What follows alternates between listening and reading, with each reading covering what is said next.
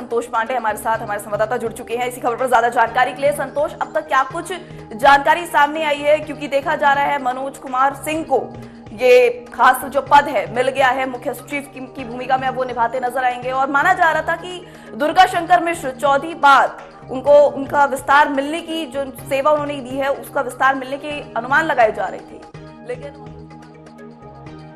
देखिए, अगर वैष्णव जी बात करें तो उस विराम पर कहीं न कहीं मोहर लग गया है, विराम रुक गया है। क्योंकि अगर बात कर लिया जाए तो अब मनोज कुमार सिंह जो है वो नए, अगर बात कर लिया जाए तो वो उनको मुख्य सचिव के तौर पर बनाना, चाहे केंद्र की बात कर लिया जाए, अंतिम मोहर लग गई है। और अब आज जिस तरह से अगर हम बात कर लिया जाए तो थोड़ी देर बाद 2 बजे के बाद ऐसा माना जा रहा है वो पदभार अपना ग्रहण कर लेंगे।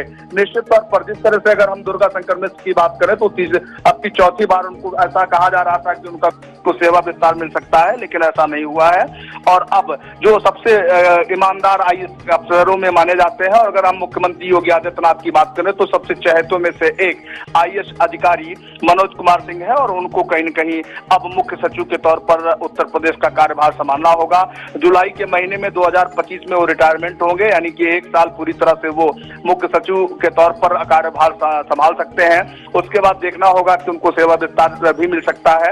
लेकिन निश्चित तौर पर जिस तरह से कई ऐसी चुनौतियां हैं, अगर बात कर लिया जाए, जिस तरह से उत्तर प्रदेश में अभी हाल ही में देखा गया कि भारतीय जनता पार्टी को निराशा हाथ लगी है, उसमें कई ऐसे अहम चीजें निकल करके सामने आई जब भारतीय जनता पार्टी ने अपना सर्वे कराया।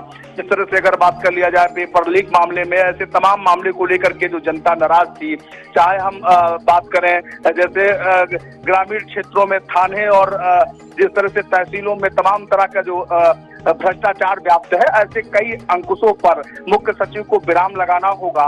देखना होगा कि अपने पदभार ग्रहण करने के बाद में किस तरह से वो उत्तर प्रदेश के जो ब्यूरोक्रेसी है, तमाम तरह के जो डीएम और एसडीएम हैं, उनको किस तरह से संभाल पाते हैं, ये देखने वाली बात होगी। लेकिन निश्चित तौर पर मनोज कुमार सिंह ईमानदार आईएएस अफसरों में माने जाते हैं। मुख्यमंत्री योगी आदित्यनाथ के सबसे चहेतों में से एक है।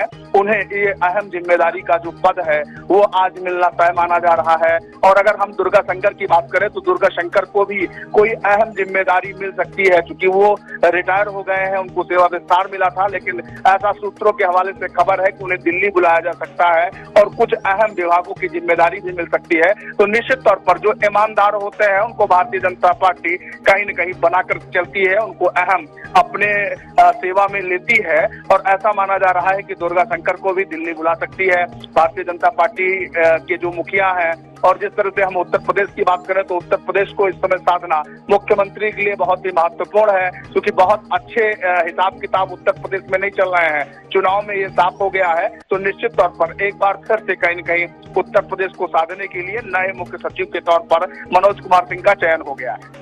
वहीं संतोष, देखिए जिस तरह से जानकारी सामने आई है, मनोज कुमार सिंह को मुख्य सचिव बना दिया गया है। लगातार इस मुख्य सचिव के पद को लेकर चर्चाएं जो थी तेज थी, चर्चाओं का बाजार काफी गर्म था और अलग अलग नामों को लेकर अटकलें लगाई जा रही थी। लेकिन अब जानकारी सामने आ चुकी है और इसकी आधिकारिक पुष्टि भी हो चुकी है। मनोज कुमार सिंह जो है वो मुख्य सचिव के पद पर तैनात होने वाले हैं। लेकिन जिस तरह से जानकारी सामने आ रही है कि वो दोपहर तक आज कार्यभार संभालेंगे, तो क्या कुछ अब तक इसको लेकर जानकारी सामने आई है? कितने बजे से वो अपना कार्यभार संभालना शुरू करेंगे? इसको लेकर क्या कुछ जानकारी अब तक सामने आई?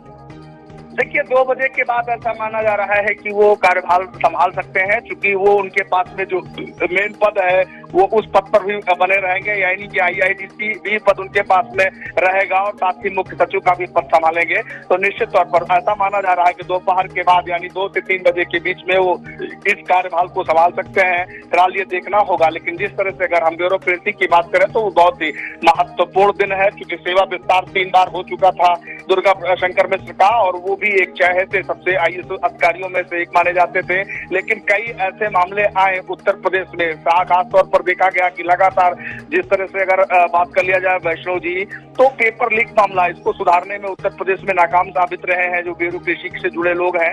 और एक बार फिर मनोज कुमार सिंह को बहुत ही महत्वपूर्ण जिम्मेदारी मिली है।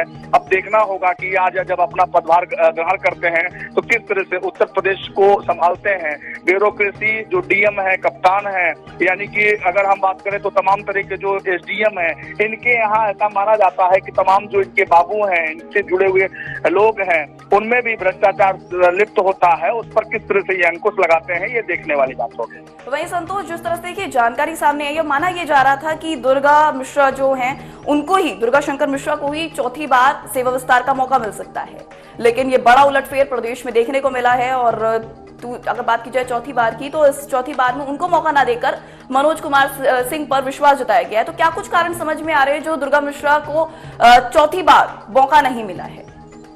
देखिए, इसमें कोई शक की बात नहीं वैष्णो जी की दुर्गा शंकर मिश्र का अच्छा कार्यकाल रहा है। वो बहुत ही अच्छे ढंग से जो उत्तर प्रदेश के मुखिया योगी आदित्यनाथ चाहते थे, उस हिसाब से वो कार्य करते चले आए हैं।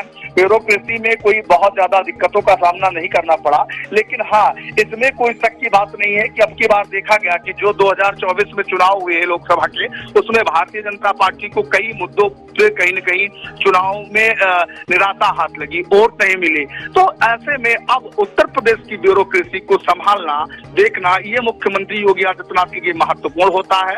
और उसी में से एक, अगर हम मनोज कुमार सिंह की बात करें तो वो ईमानदार आईएएस के तौर पर माने जाते हैं, मुख्यमंत्री के चहेते हैं, बिहार के रहने वाले हैं। लेकिन लगातार उत्तर प्रदेश में आपने देखा कि जब वो ग्रेटर नोएडा में अथॉरिटी की जिम्मेदारी उनको मिली थी, तो वहां पर कितना उन्होंने काम किया था। कई जनपदों में बहुत ही महत्वपूर्ण पदों पर रहे हैं, प्रदेश में वो एसीएस रहे, तो उनका काम देखने को मिला कि बहुत ही अच्छे ढंग से काम किए हैं। तो मुख्यमंत्री के सबसे चहेतों में से एक उनको आज जिम्मेदारी मिलेगी। लेकिन उनके साथ भी चुनौतियां बहुत है। यानी उत्तर प्रदेश में अभी हाल ही में कहीं न कहीं भारतीय जनता पार्टी को निराशा हाथ लगी है।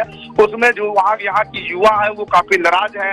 कई ऐसे विभागों में भर्तियां होनी है, उसमें भी बहुत ही अहम रोल होने वाला है मुख्य सचिव का। देखना होगा कि उस खाली भर्तियों को किस तरह से भर पाते हैं मनोज कुमार सिंह। साथ ही जिस तरह से पेपर लीक मामले को लेकर के नया कानून भी उत्तर प्रदेश सरकार ने बना दिया है, उस पर किस तरह से अमल होता है। और अगर खास तौर पर जो भ्रष्टाचार को लेकर के उत्तर प्रदेश की योगी आदित्यनाथ की सरकार जानी जाती है कि भ्रष्टाचार विरोधी काम करते हैं, जो ऐसे लोग लिप्त होते हैं उन पर कानून से कड़ाई से पालन कराने का काम करती है उत्तर प्रदेश सरकार, उसको किस तरह से कंट्रोल करने का काम मनोज कुमार सिंह करते हैं, ये देखने वाली बात होगी। बिल्कुल, ये देखने वाली बात होगी। बहरहाल तमाम जानकारी हम तक पहुंचाने के लिए शुक्रिया संतोष आपका।